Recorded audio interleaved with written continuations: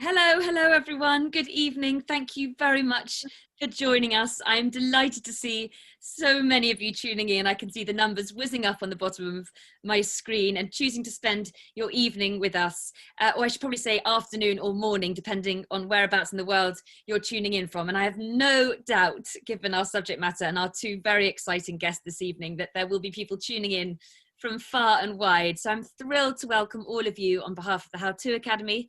I normally say at this point that I regret that we can't all be in the same room. And while I do, I think given the amount signing in, we probably wouldn't fit anyway. So I am very glad that we can all come together thanks to the marvels of Zoom and discuss this, in my hands, extraordinary book. And I say book, but of course it's so much more than that. It's a phenomenon since its original publication nearly 3 decades ago now. It's gone on to start a movement to inspire millions. It's been published in, I think, over 40 languages. It's sold over 5 million copies to date. I'm sure while I'm speaking, the number will be rising to 6 million. So as I say, The Artist's Way, a spiritual path to higher creativity, which is, of course, the inspiration for our discussion this evening, in its new updated form, has transformed the lives of so many. It's helped people to discover their creativity and their passions. You'll want to, if you haven't already, thrust it into the hands of absolutely everybody that you know. In its kind of advocacy also of self-care and nourishment and encouraging you to really live life. It's more than a guide to artistic success, I think. It's a guide to really how to live a fulfilling life overall. But it has been hailed by many of the world's most celebrated artists, from Booker Prize winners, musicians like Alicia and The Who's Pete Townshend, Reese Witherspoon, Russell Brand, the list goes on, who all cite a big debt of gratitude to its author. So it feels really almost like a treat too far to be joined this evening, not only by the author herself, who's also a poet, a songwriter, filmmaker, playwright, again, the list goes on, as well as a best-selling author. She's been dubbed the High Priestess or the Godmother of Creativity, hailed as the Queen of Change by the New York Times.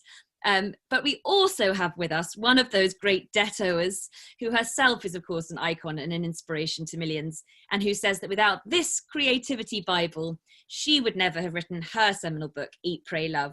So Julia Cameron and Elizabeth Gilbert, we feel very blessed to have you both here. Thank you so much for joining us. So I'm going to start off. I'm sure many of you will have read it, and I'm sure many of you might know its history, but Julia, I'd like to roll 2 questions into one to you at the beginning to say, how did The Artist's Way first come to be? What your original intention was when it was published, as I say, nearly a quarter of a century ago? And did you expect this extraordinary popularity? I've heard you say that you feel dazed, overwhelmed, and confused by the velocity of people and events. So did you expect it would speak to millions in this way? No, I thought I was writing a book for 10 friends. I had friends who were blocked and I knew how to unblock. And I thought, well, I'll just write some little essays and mail them to them. So it was initially intended as a very intimate little book. And when it was first published, they published an intimate little number of books because they thought, well, it's just a little California book.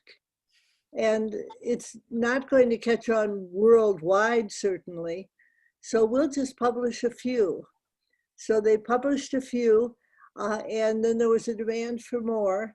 It wasn't until we had sold 100,000 books that they said, oh, maybe we should take this book a little bit seriously. So go ahead. And to Liz then, I mean, how did you first come across it? And I mean, I know you say it's sort of changed your life. I came across it. I remember seeing it for years. It's the kind of book that's on the bookshelves of every person who I would be interested in, right? Like it's one of those books, but I didn't think that I ever needed it because my creativity was the one part of my life that I felt like did flow in a natural way. And it was other parts of my life that were a disaster, namely intimacy and relationships. But my intimacy and relationship disaster got so big that it swallowed my creativity. And I indeed became blocked and stuck, not just in my creative life, but just in my life in general. And this was around the time that I turned 30, and I was going through a divorce and a depression. And a friend gave me The Artist's Way, and I did it. I did it loyally. I did it to the letter because I'm such a good rule follower. That's one thing that I love about the book is like, tell me what, when you're desperate, you just want somebody to tell you what to do. So tell me what to do, Julia, and I'll do it. And I did every single thing that she suggested, and all the exercises and the morning pages and the artist dates. And at the end of the book, there's a point, Julia, where you suggest that we go back and we look over and we see what keeps showing up, page after page after page, and underline the things that keep showing up. And what kept showing up on mine was, I wish I could speak Italian. I didn't know this about myself. I didn't know this piece of information about myself. I had kept that hidden from myself, but it was on almost every page. And I was so surprised by that. And I thought, apparently I really want to speak Italian. How am I going to do that? And I started taking lessons. That started to pull me out of my depression. And the next thing you know, I was on a plane to Rome, and that began Eat, Pray, Love. So I can truly say that that without your book, Julia, Eat, Pray, Love would have never existed. I never would have known what I needed or wanted. Yes, I think the book gives us many little hints about what it is we truly love and we're truly interested in. Julia, perhaps you could explain to people who don't know, just very quickly, those morning pages and artist dates, what they are. They obviously helped Liz so much, and people perhaps don't know exactly what they are and what their purpose is. Okay, so we'll start with morning pages. Morning pages are 3 pages of longhand morning writing about absolutely anything that crosses your mind. It's like you take a little whisk broom and you poke it into the corners of your life, and you bring all the debris and rubble into the center of the room where you can do something about it. And pages are top of the head. They're not art. They're not supposed to be, quote, real writing. Although I think sometimes, and Liz could back me up on this, sometimes real writers have a regrettable tendency to think, gee, I should be writing more seriously, and here I am writing fragmented little thoughts. So it's as if you have ADD. You write, I forgot to call my sister back. I didn't like how Fred talked to me. The car has a funny knock in it. I didn't buy kitty litter. Everything from the petty to the profound. And you simply keep your hand moving across the page. And what they do is that they train you to expand. You'll be writing along and you'll hear, I wish I could speak Italian, or I wish I could write music. And you'll think, I can't do that. And then you'll write along, and then it'll come up again. And you'll think, oh, maybe I could try that. And then they come up again, and by now you're sick of them. And you say, oh, for Christ's sake, all right, I'll give it a shot. And so they've trained you to expand. They make you larger than your current size. I sometimes call the pages the bridge. And again, this is something that Liz could talk more about, that when people are ready to change sizes, to go from being little me to being big me, that's when they encounter the bridge. Yeah, Liz. Yeah. Go ahead. I wonder if Liz wanted to sort of pick up on that, the bridge. Do you understand the relevance of that? I do, and it's so surprising what ends up being the bridge. There's an adage I love that the same mind that created the problem cannot solve the problem, right? So this evolution of spirit that I think Julia is talking about, where you have to change. It's a very tricky sort of spiritual, mystical thing, because you have to draw this information out of a mind that is incapable of change. That's why you're stuck. So when you're at your very most stuck, you've got to find that bridge somehow. And I think why the morning pages are so brilliant is precisely because they are sort of unconscious. I've heard you say, Julia, that if you part of the morning pages is you grab that journal right when you wake up, and you haven't had time yet to become yourself. I think you said once in an interview, Julia, that it takes you 45 minutes to become who you are when you wake up in the morning. So you're trying to catch that moment before you've solidified and cemented. And the gatekeeper's not awake yet, right? The gatekeeper's not awake yet. And so everything can kind of slip in. And for me, it really was Italian that was the bridge. I could have never known that. I just had to trust that something was telling me that I wanted to do that. And it ended up being the bridge because I had no memories or words in English that were not associated with depression. But Italian was a whole new language around which there was no depression, no memories, and no sorrow. So it literally was a bridge to a new part of my mind. And I could not have possibly known that if I hadn't done those morning pages week after week after week and just seen that little piece of information slipping in from the fairies and letting you know what the next clue was on your journey. You talk about fairies, and you said spirituality a few times. You both have. And I know that in the book, Julia, you say artists through the centuries have spoken of inspiration, confiding that God spoke to them or angels did.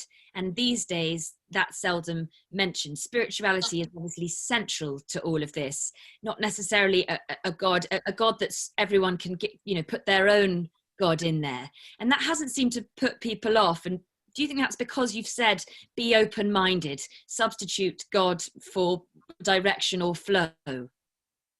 Yes, I think right at the very beginning of the book, I say, okay, we're going to talk about God, and I want you to be careful to not let semantics be a block for you. If you are an atheist and you do the tools, you will still have a spiritual awakening, although you may not call it a spiritual awakening. And I recently had a man say to me, Julia, I've been doing morning pages for 22 years. I'm an atheist. And I said, oh, I'm a believer. And we sort of stared at each other. And he said, I've written 13 movies. And I said to him, well, you don't believe in God, but clearly God believes in you. So I think calling it flow, the muse, the universe, the higher power, whatever you care to call it, it doesn't really seem to care what you name it, provided you realize that when you do morning pages, you contact a larger benevolent something that is friendly to you and your goals. And for a lot of us, this is a breakthrough. We have had a God concept that was very negative and authoritarian, and we thought God didn't want us to get too uppity. And here all of a sudden we say, oh, actually, God is on your side. So that's my scoop. Your scoop, wonderful. Liz, that scoop, what does it look like for you? I know, Big Magic is very much about that unnamed thing, but perhaps you could tell us what that sort of spirituality feels like for you. And I know you wouldn't be able to define it because as Julia says, it's not about semantics. Right. If I knew what God was, it wouldn't be God. It's not, but I like personally to work with the difference in definition. Whenever I talk about God, and I know that British people especially start to get hives and anxiety. So I always want to say, look, don't panic. Like, don't panic. The God that you don't believe in, I also don't believe in. So whatever it is that was put into your head that you thought this is insane and ridiculous and brutal, I agree.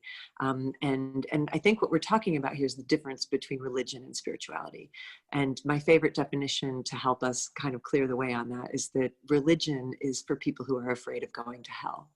And spirituality is for people who have already been there and needed to get out. And what got them out was reaching for something higher. Reaching for something more eternal, more expansive, more loving, more connective. So even higher mind is a lovely way to put it. I often have deep, passionate, beautiful conversations on the page between me and this thing, this source. And sometimes I say to it, am I just imagining you? And it says, it doesn't matter.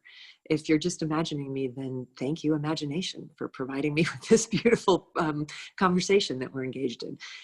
You know, part of the human dilemma is this constant need to empirically know why. And that's something that the more I let go of that, the more I can be in the flow and just take instructions and mind my own business and do what I'm told. I think that what comes across from this is this hugely important thing all the way through the artist's way, and the journey is about being playful and treating your creativity like an inner child. And Julia, you write all the way through, let yourself play. Creativity is not sensible. It's never been sensible. Why should it be? Why should you be? I love this fact. You know, the artist, you have to nurture it like an inner child. And Julia, perhaps you could tell us first off about that, why that's so important, that child. And then Liz, I'd love to know how that's affected, which I think it has. You've sort of embodied that going forward in all your journeys and adventures and experiences that you've chosen to kind of lap up. So I think I want to say that serious art is born from serious play. And that when I go out to teach, if I say I have a tool, it's a nightmare. You'll have to wake up 45 minutes early. You'll have to be vulnerable. You'll have to really work at getting the 3 pages done. They say, oh, work, we get it. We're ready to work on our creativity. And then if I say, well, I'd like you to do something else. Once a week, I'd like you to take yourself on a solo, festive, enchanting expedition to do something that intrigues or interests you. In other words, I want you to play. And people are immediately offended, arms get crossed, and they say, play? I don't see what play has to do with creativity. And I try to explain to them that when we make a piece of art, any kind of art, we're drawing on an inner well, which is filled with images. And if we are working flat out, we're fishing from the well, and sometimes we overfish the well. And when we reach for an image, there's nothing to catch.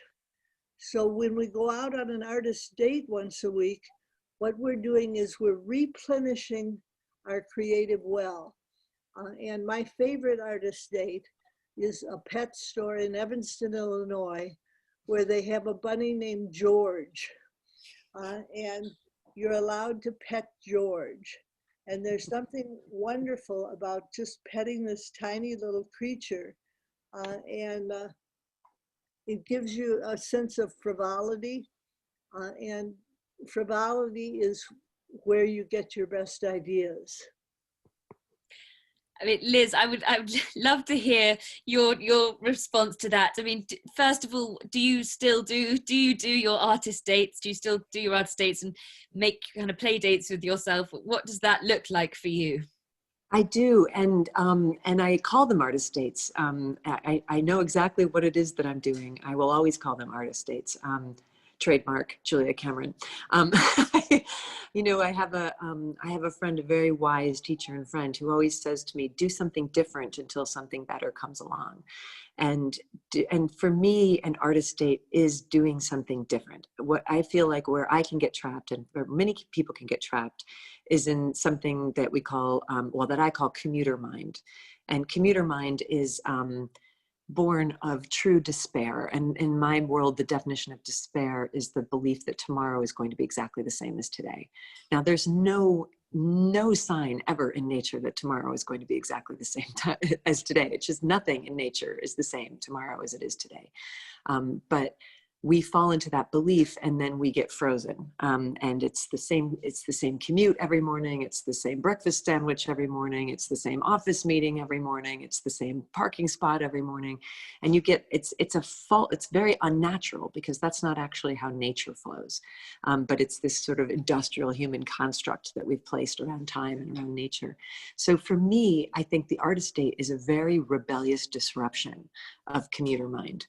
And I also like to not plan it too much, because I know that my ego will co-opt it and turn it into something, try to turn it into some multitasking thing. And so, I mean, I had one the other day in the spring, one of the first warm days of spring during COVID, where I woke up very early, and I have a very serious meditation practice that takes up a couple hours, and creativity practice. All my practices take up a few hours every morning, and they're good, but they're rigid. You know, I can make anything into rigidity. And I just woke up one morning and I thought, it's time for an artist date. I'm going to the ocean. And I jumped in the car and started driving with no sense of which ocean, where, which beach. And I kept saying as I was driving, I wonder where I'm going, and I wonder why I'm doing this. But that was just my mind demanding again to know why. And my creativity was saying, I don't know, we'll see when we get there. Let's go find out. And, you know, took an exit for a sign that said beaches an hour from my house, and spent the entire day at the beach wandering around for no reason other than to disrupt the software pattern that says, you know, if we're not careful, we just run into the world of we're just here to pay bills and die. And I simply do not believe that we're just here to pay bills and die. And you've got to actively disrupt that, because you're also living in a culture, if you live in Western civilization, that teaches you that you're just here to pay bills and die. And that is also unnatural and untrue. Can I ask, I think probably what comes to lots of people's minds when you hear you talking about adventures and dates is now the world is a different place. It has been for quite a few months. And some people say that isolation is a sort of an artist's friend, and you know that you go on to in confinement you make your best work. But Julia, I know you talk about this as being art and creativity as being a collective experience. It's tribal, and much of it is, as you've just been saying, about going out and experiencing and filling up your well. So I just wonder from both of you, from Julia, how this translates to now and to the time we're going through, and then, you know, Liz, I'm wondering how this has affected your creativity personally the last few months. Well, I want to say that COVID has been good for creativity for me. I have finished, written a play, and I have finished, I'm on page 190 of a handwritten book. And what I found was artist dates were supposed to be outside the house, and now suddenly we're saying, oh, don't go out. So what can you do in your house that's fun? And it turns out that there's all sorts of things you can do. You can take a bubble bath. You can make a pot of homemade soup. You can bake a pie. You can listen to a piece of music that you never listened to. You can put on some drum music and dance for 5 minutes. So COVID is actually a challenge to find things in your personal environment that are festive. And I think what happens is that we suddenly start realizing, oh, I'm having commuter mind in my own house. I need to shake it up. And we do shake it up. And I want to say that when I first started doing morning pages, I was told I needed to believe in something. And I said, you don't understand. 16 years of Catholic education, greased slide to agnosticism. And they said, well, you must believe in something. And I thought about it, and I thought, I believe in a line from Dylan Thomas, the force that through the green fuse drives the flower, that creative energy. And particularly during this COVID lockdown period, we need to tap into that creative energy and sort of let it flow through us. Liz, how have you found the last few months have affected your creativity, whether for good or bad, or whether you have tips for sort of dealing with it with the new age? Well, there's one piece of it that I found kind of funny, and I say this with loving teasing, but for years and years and years and years, as I have traveled around, I've heard people say so much that they wish they could do what I did, which is stop the world and go on a spiritual journey, and that they wish they could go to an ashram in India and meditate all day. And I'm like, well, what the world looks like right now, my friends, is not that different from what it's like to go to India to an ashram and meditate all day. You essentially sit in a room with nothing happening and just sit in it. Like, that's what I did in India for 4.5 months in that ashram, was to get up before dawn every day and hours and hours and hours a day of doing absolutely nothing. And the emotions that I see stirred up in people during the COVID lockdown are exactly the same as what I went through in those first months of meditation.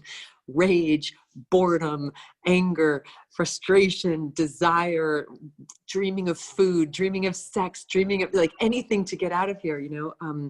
And so I kind of watch it and I smile, because I think, I know where you guys are at. I in the beginning of my lockdown and my meditative practice, I also experienced that. Stay with it. There's something in us. I want to live my life in harmony with what nature is creating. And what nature seems to be suggesting to us right now is stop. And so instead of me giving people suggestions about how to push against that and how to fill up your day with activity and how to find ways to consume even though all the stores are closed, and how to find ways to socialize even though you can't see people, you know, I see this resistance that's very human, that's going exactly against what every single apparent signal in the universe is saying right now, in the natural world, is saying, hey, you guys, stop. Stop. That's enough now. Go to your room and think about what you've done. And, you know, I hear a lot of people saying that COVID is so hard because humans are a social animal. And that's true. We undoubtedly are, but that's not the only thing we are. We're also a spiritual animal. And every spiritual tradition in the entire history of the world suggests that at some point in your life, it would be to your benefit to stop and to get very still. So for me, what my creativity has looked like over the last 6 months has not been about making work. I actually had just finished a book in January, so I was kind of like, my well was empty, as Julia would say, but has been about deepening my meditation, deepening my silence, deepening my solitude, deepening my isolation, playing with that, playing with the reality of the world that's saying you can't do anything else right now. And I can either fight that and get very sick and stressed and ill and self-pitying, or I can be a human who dances with fate, and I can say, okay, cool, I guess this is I'm doing my meditation retreat. So for me, it's just been deepening spiritual practices, and it's been wonderful. And I've never in my life spent as much time alone as I've spent in the last 6 months, and it's been deeply healing and really nourishing. I feel very full and fed just with my own company at the moment. And in that, Julia, I'm sure this reminds me of the part in your book where you say you advocate reading deprivation. And I mean, I read that going, okay, so you call reading and books can be a bit of a pollutant because they're filling your head full of thoughts. Now we live in a world where, oof, that's the last of our books are the last of our problems. We have a certain thing that looks like that, that just fills our thoughts every day. And I'm wondering how important it is just to switch all of that off, and how we can do that now. You know, with phones, we're bombarded now by what you would call pollutants. And as I say, books feel like a peaceful luxury in comparison. So your question is, do we need to switch it all off, as Liz says she has done, for creativity to flow and flourish? Would you advocate we switch it all off from time to time? I think what we're going through right now is a situation where it's been switched off for us. And we haven't had much of a vote. And I know I was in the first part of the lockdown, I found myself doing nothing and thinking, oh, this is novel. And then I thought, well, Julia, you're supposed to be the queen of creativity. Surely you should be doing something. So I called a girlfriend of mine, a famous singer named Judy Collins. And I called up Judy and said, "What are you doing?" And Judy said, "Oh, I'm writing a coffee table book. I'm writing a longer book. I'm putting together songs. I'm practicing the piano. I'm painting." And I was exhausted just listening to her. And I found myself thinking, well, she should be who they're calling the Queen of Creativity. And so we went on for a little while longer. And I was writing guidance, which it sounds like is something that Liz does too, where you write LJ for little Julie, "Can I have guidance about X?" And I wrote, "Can I have guidance about X?"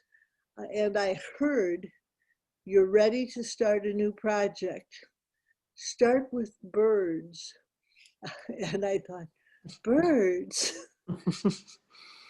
But I took out a journal, numbered the page number 1, and thought about birds and said, "Aren't they lovely?"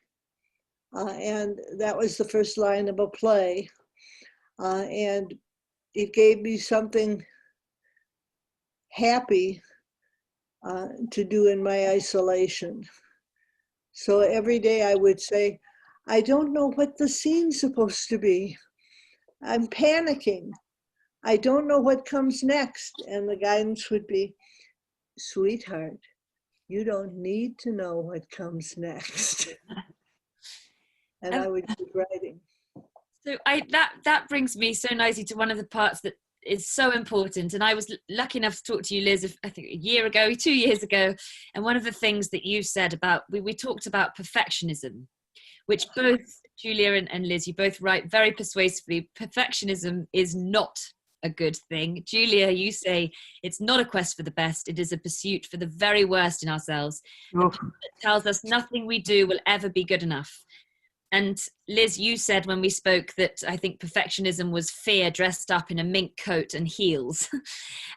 So, I mean, Liz, we'll start with you, and I'd love to come back to you, Julia. But why is perfectionism such an enemy of creativity, really? Well, it tends to kill things before they even begin. And the reason it's so insidious is that it disguises itself as an attribute. So if you're on a job interview, for instance, and they ask you, what are your worst qualities? We all know that the answer that you're supposed to give is that you're a perfectionist. If anything, I care too much, because what you're signaling to your prospective boss is what a hard worker you are and how you won't settle for anything less than the best, as Julia has said. And it's simply a lie. I think perfectionism has killed more art projects than any dictator or regime or censorship could ever have done. It's the dictator within. It's the tyrant who lives within, who tells you that before you've even started, that it's not going to be good enough. And for me, a really big breakthrough was when I was working on my first novel, and it wasn't good. And Julia, I've heard you say that one of the dangers of a budding artist is comparing your work as a new artist to the work of masters, and just how vicious and cruel that comparison can be. And we have good taste. What makes us want to become artists is that we know what good things are. So when we start making them, we can tell that they aren't good. And that's what stops you. But then how are you ever supposed to become a master? And so when I was working on my first novel, about halfway through, I really started to lose heart for it, because I could see that it was just so sub perfect, and so far from what I imagined it to be in my head. But I remember getting very stubborn, and this is the thing about art, is that there's a stubbornness to it that pushes back against perfectionism. And I got very stubborn one day, and I stood up from my desk, and I said aloud to the universe itself, to my guides, I said, "I never promised you I would be a great writer. I just said I would be a writer. I just said I would be a writer. And I'm not going to go to my death with 50 pages of an unfinished novel in my desk. So if people don't like it, they can write their own." And they won't. They mostly won't, because it's really hard to do. So this isn't going to be good, but it's going to be done.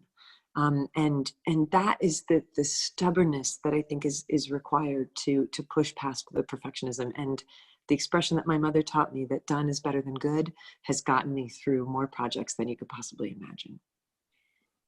So I want to say that my inner perfectionist, my censor, is somebody that I call Nigel. And Nigel is a gay British interior decorator. Nothing that I do ever will measure up to Nigel's standards.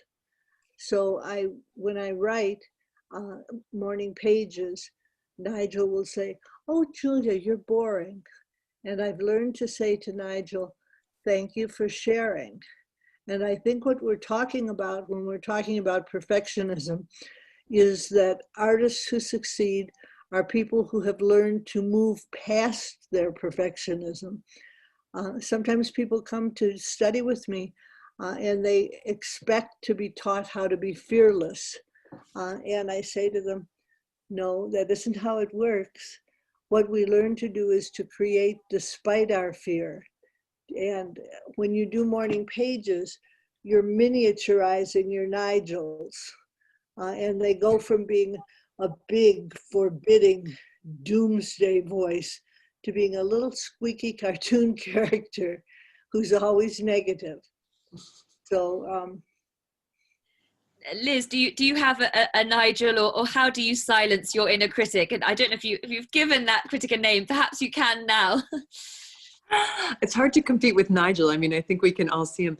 You know, one of the things is that I've learned that once I discovered that perfectionism really truly is fear in high heels and a mink coat pretending to be fancy, right? And you take it down to its base root, and all it is fear in disguise.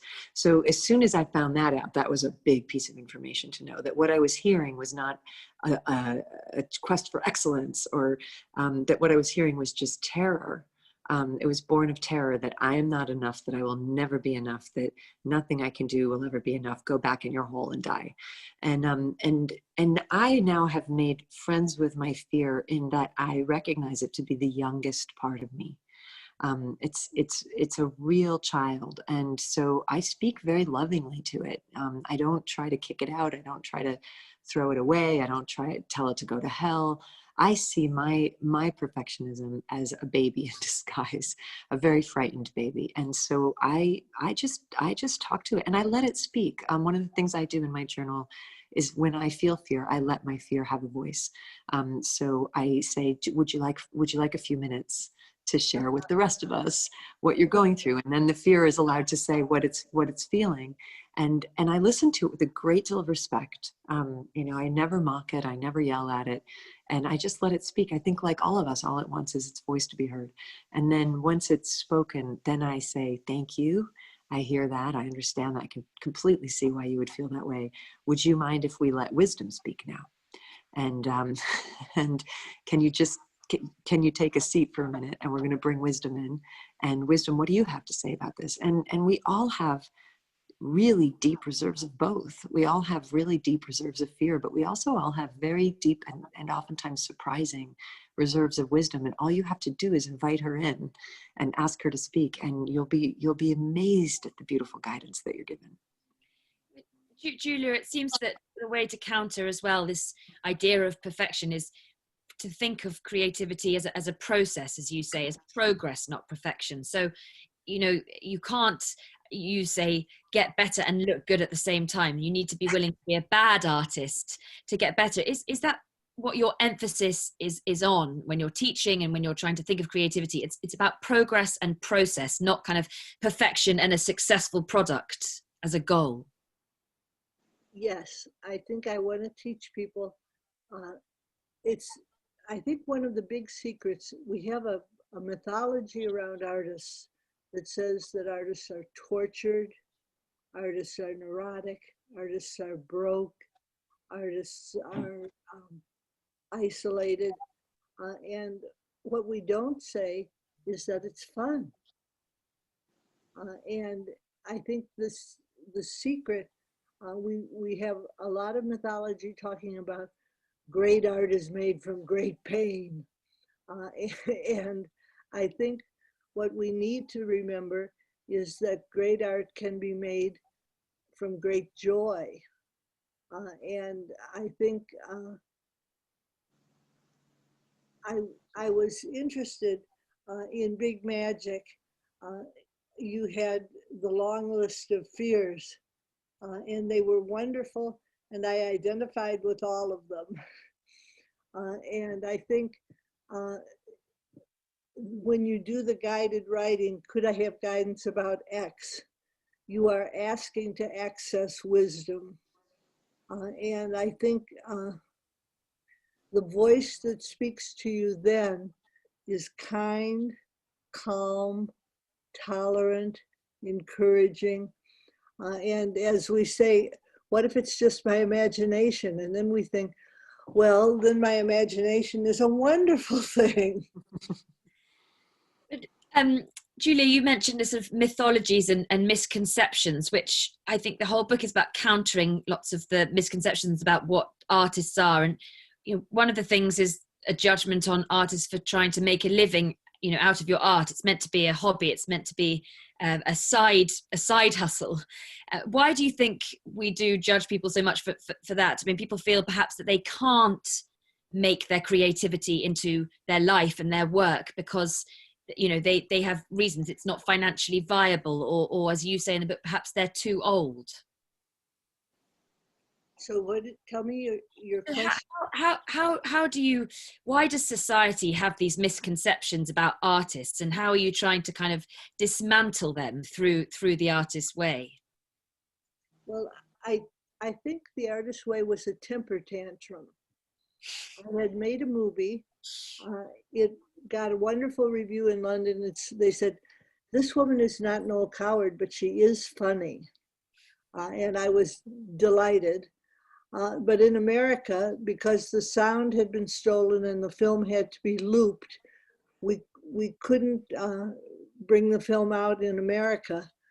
And I found myself saying, well, it was worth it anyway to have spent 2 years making a feature film just to be able to say, as Liz said before, it's done. By God, I did it. And I think I had a temper tantrum when I found my film not being received in America. And I said, there has to be something good about sheer process. So I believe in process. I've written many different forms. I've written poetry, musicals, novels, nonfiction, spirituality, prayer books. And I think that they've all been written out of sort of taking an internal dare of, oh, you don't think you can do this? Well, why don't you try?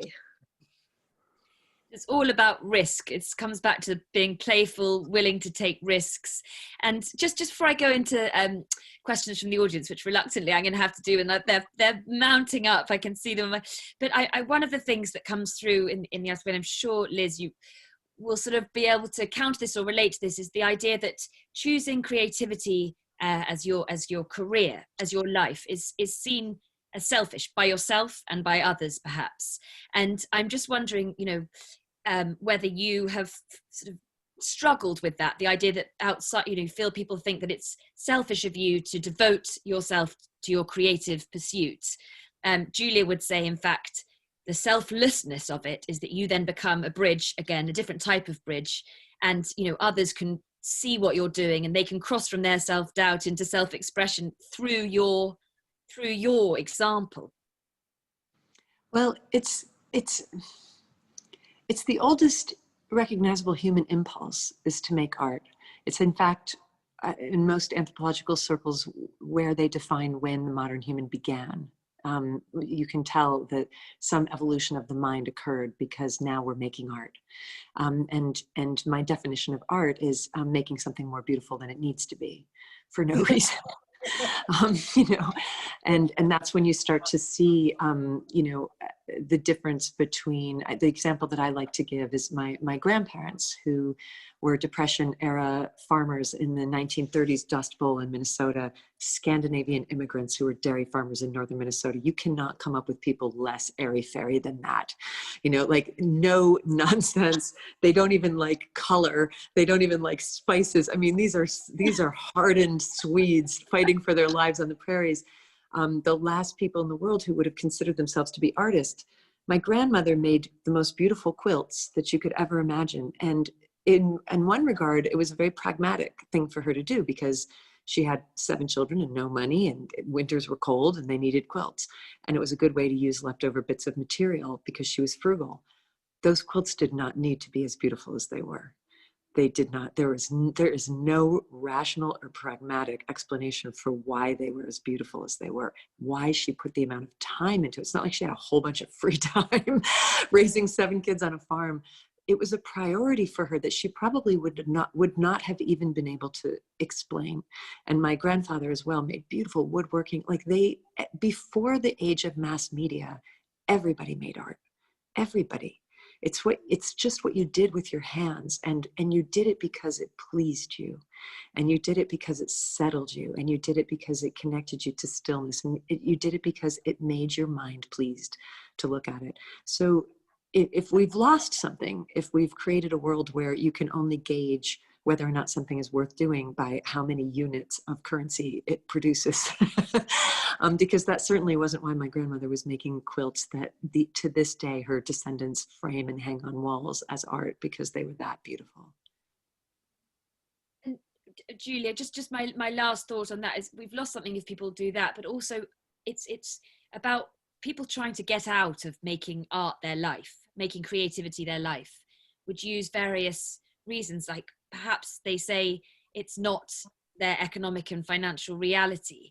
And I know you have answers to that in the book. People can be listening saying, I want to spend all my hours of my day devoting myself to my creativity, but I can't because I can't make enough money that way. Well, I think one of the things we don't talk about is that if you do something you love, you tend to make money. I think when we pursue a craft, when we write 9 novels, what we are doing is that we are inviting the universe to give us a pat on the back, and it does. And I think that there's an optimistic, benevolent world that we have been trained to ignore. And when we start listening to that younger inner scamp of a self, we begin to find, oh, maybe I could make a shekel or 2 at this. And we do. Liz, just before I go to the audience, I'd love to hear your thoughts on Yeah, I want to jump in with one thing here. You can see me twitching in my seat. When I was just beginning to write Big Magic, I put a survey out on Facebook to hundreds of thousands of people. And I said, what is the #1 obstacle to you living a more creative life? And 95% of the answers were the same, which was, I don't have time. So you didn't burst out laughing, so I'm going to repeat it to see if you can hear the absurdity. I put out a survey on social media asking people what the #1 obstacle to them having a more creative life was, and hundreds of thousands of people who were at that moment sitting staring at their phone on Facebook said, I don't have any free time. So I just want to point out, like, part of the discipline is getting honest and getting, I would use the word sober, about where your time is actually going. And I would really challenge this. Whenever people write to me and say, I wish I could be more creative and I don't have time, I always want to say, do not make me go and look at your page and see what you've been up to, because I will, and I will call you out on it. Do not make me go into your phone and check your usage to see how many hours you have spent on Instagram and Facebook this week. I will do it. What's your favorite television show? How many hours have you spent watching it? Where are you actually putting your hours? And I think I don't have enough time is also fear in disguise. I don't believe it. I'll make an exception. If you're a working mother during COVID and you have young children at home under the age of 5, you're excused. You just, and I think there are a lot of people going for you. Yeah. I'll send babysitters over to your house right now. But no, I think you just have to get really brutally. And even there, my friend Glennon Doyle, who's got the #1 book in America right now, started writing when she was a mom with 3 young kids. And she had this realization that all she had to do in order to become a writer was to stop watching TV. And that was such a hard thing for her to give up, because TV was the finish line at the end of the hard day. It's essentially like a visual glass of wine. You can sit down and zone out.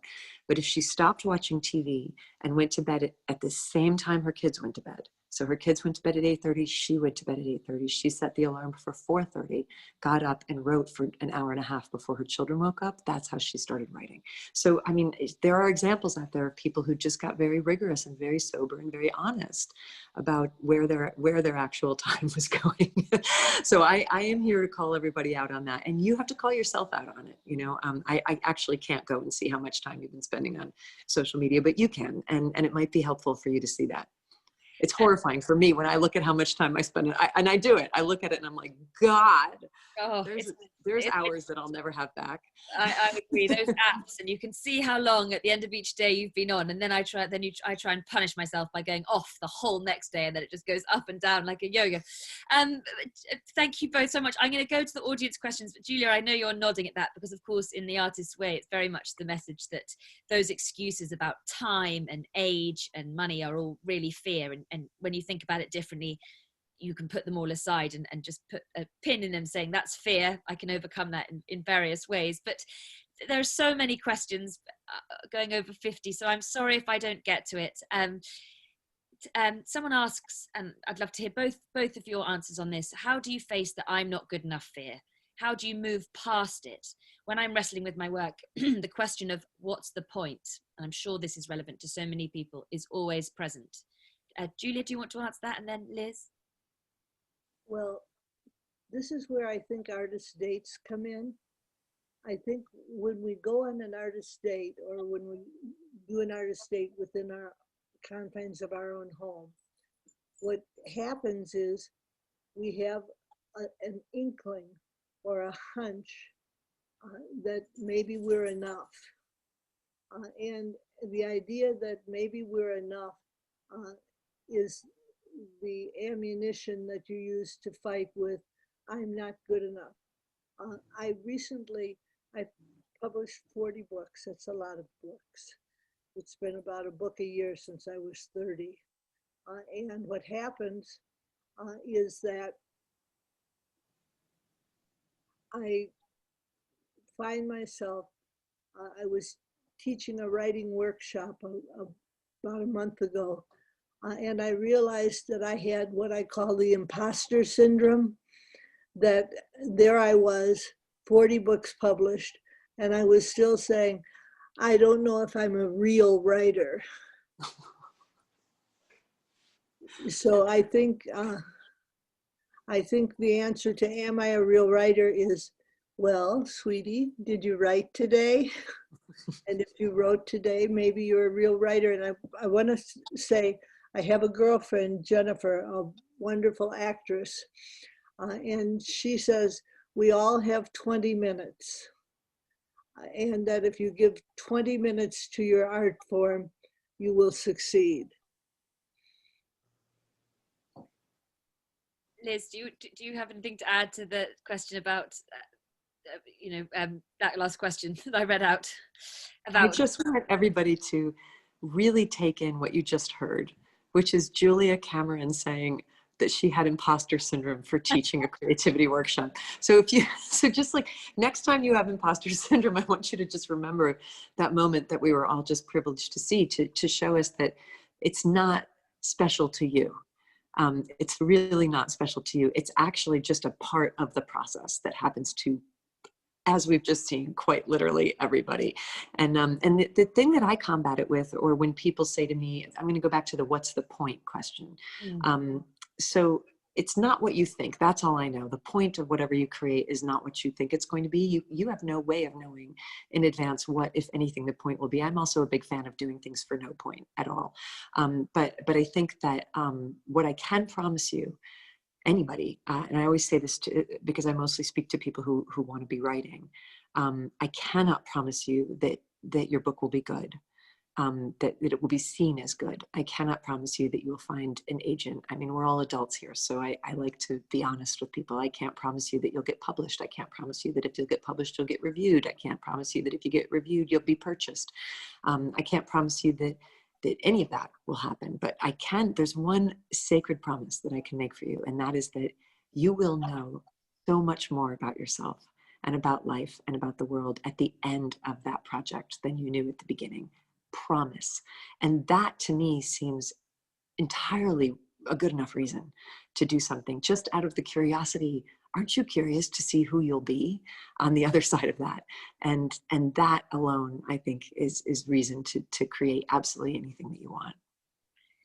There's another question here that I love, which says, could you both speak about the courage to be weird and new and different, and the willingness to lose some old stuff to honor the new and fresh stream of creativity and guidance?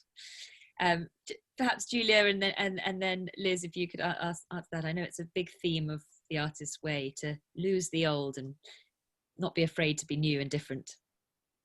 This is where I'm a fanatic. I make coffee the night before.